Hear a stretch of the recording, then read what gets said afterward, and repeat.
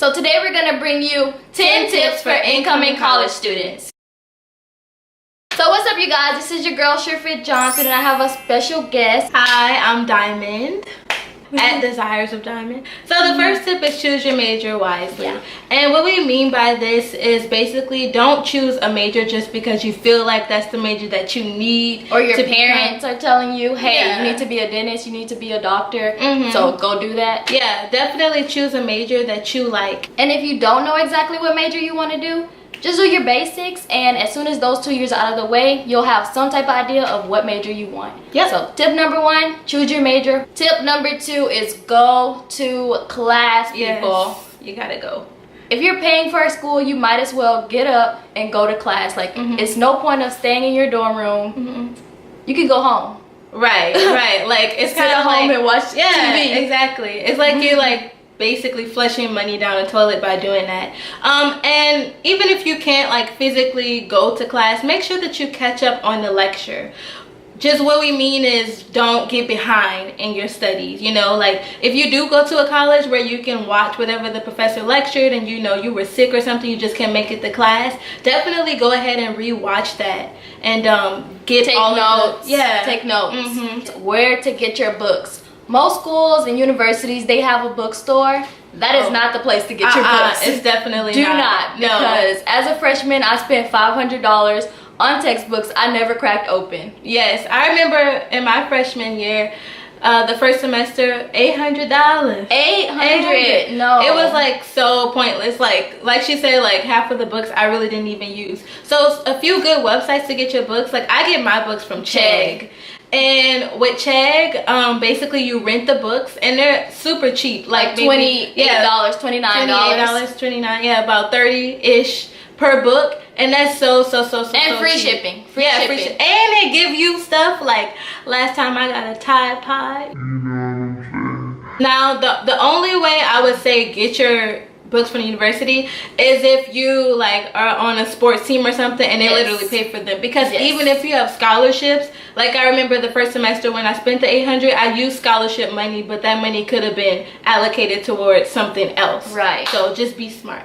Be smart and be aware. Go to financial aid, ask them what's popping. So tip number 4 is gonna be the culture of the school. Yes. So know your school. Know if you're gonna fit in there. You know, like if you like to be live, you like to be lit and everything like that, and you like the culture, want to rep one time for the culture, then you might want to choose an HBCU, which is an historically black college or university. If you're more like, you know, reserved, you don't really like all of that, then you might want to choose like a private school or something like that. Just walk around the campus, know how the students interact. Visit the before you choose. Yes, because you never know. Like you might feel like it's some way online, but then when you get there, you're like, oh, this is not for me. Or you get there and you're like, oh, I love it here. Yes. Or the campus can be too big for you, too small for you. You don't have a car. Maybe you shouldn't live on a campus that doesn't have housing on campus. So it's so many things that go into it. So just make sure you know your school and know the culture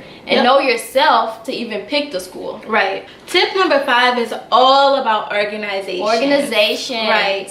You want to be involved on campus. There's so much to do. You don't have to limit yourself to only be in a study bubble.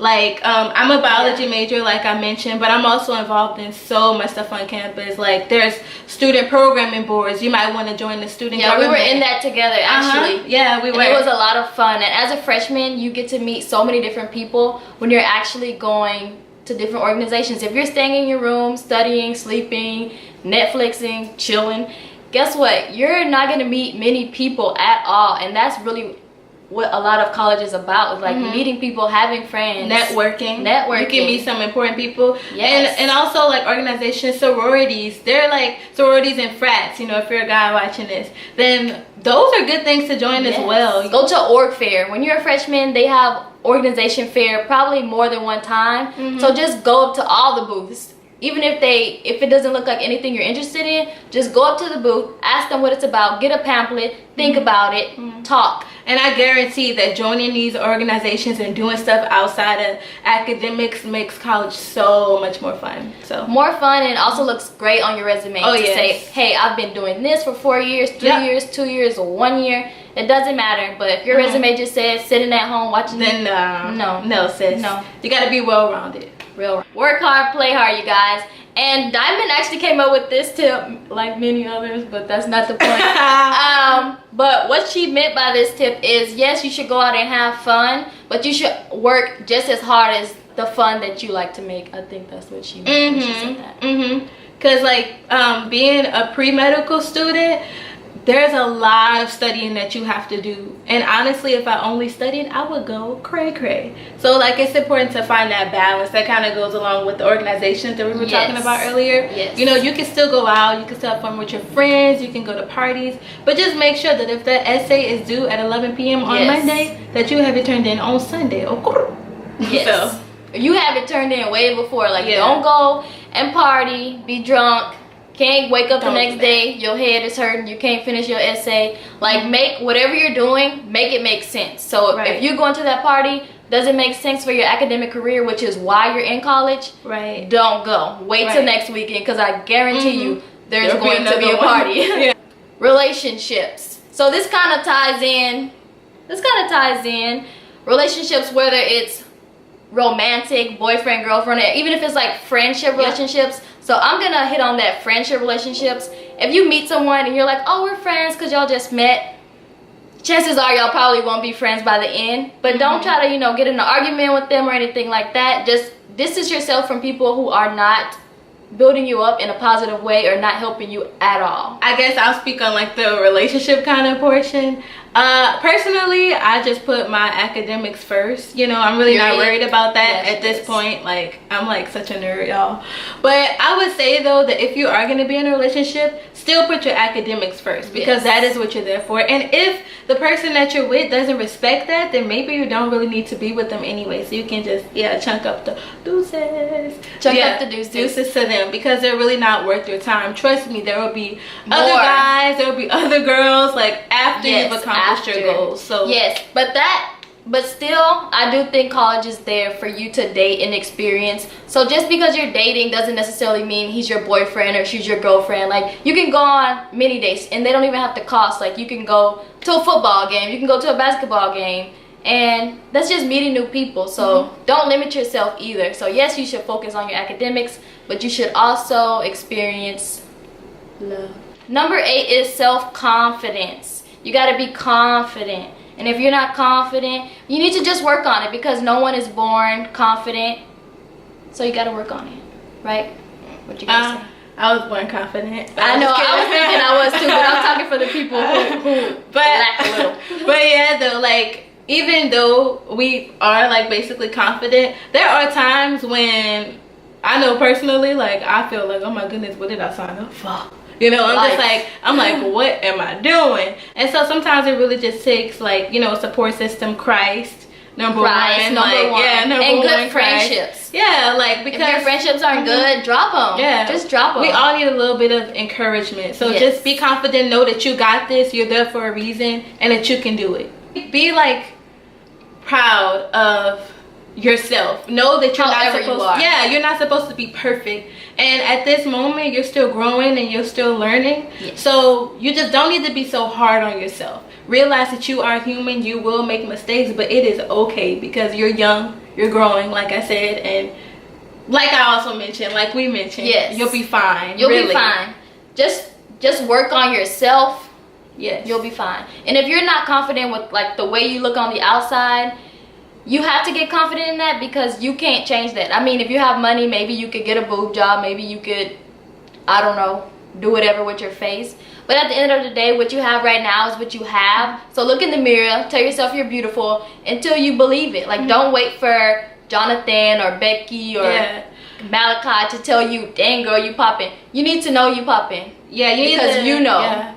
Find validation like in yourself, and know that it also starts on the inside, because looks and things like that, they fade away. So don't get too invested in that. Know that a lot of stuff that you see in social media and TV, it's all fake. Anyway. Except me, I'm real. Just like I'm real too. But these other girls who be doing the most, they're fake. Don't compare yourself to other people. Exactly. Because you're perfect, just like you are. 9 is all about scheduling. Yes, you want to make sure that you stay on top of things. I have a personal planner. Same. So yeah, so I write like everything that I need to get taken care of, everything that I need to do, due dates that are coming up. So I just make sure that I stay on top of it. You don't want to be having you don't want to be forgetting that you had something due, or that you were supposed to be at this meeting or that meeting. There's really no excuse for it. You know, you're going into adulthood now, so you got to be a little bit more responsible. He has the planner, and I also have a planner, but I also have a huge white vision board in my house. So in my planner, it has everything. So it might be from a year from now, it might be from 2 weeks from now, it might be a month from now. I have all of that. But on Sunday, I write out everything I need to do for that full week, so I know, like, and I don't forget one thing, and I look over it every day of that whole week and check it off as I go, because as an adult, you can't miss certain things. And as a college student, you come into your professor saying, oh my God, I thought my paper was due Tuesday, but today's Wednesday, can I still turn it in? They gonna look at you like, baby, no. They're like, oh yeah, turn it in. And then they go hand you that 0 as well. So, you know. So, and also though, with that, life happens. So just be flexible, and just because you wrote it down in your planner doesn't mean you necessarily like, absolutely, if you don't do it, you're going to die. No, but we know that things happen, but it's just still good to have that mindset and have that planner. Because if you don't have a planner and you think you're just gonna look off the syllabus, you're going to forget something. Because I've done it, especially when I was a freshman. Baby, I missed a lot. So we're trying to sit here today and tell you how you can improve on what we did. And number 10 is sleep and exercise. Both of those are majorly important. I'll let her tell you about sleep, because this girl gets 8 hours every night. Yeah. So yeah, she gonna have to tell you about exercise, because I really don't. But sleep is very important to me. I love to sleep. I do not care what is going on the next day.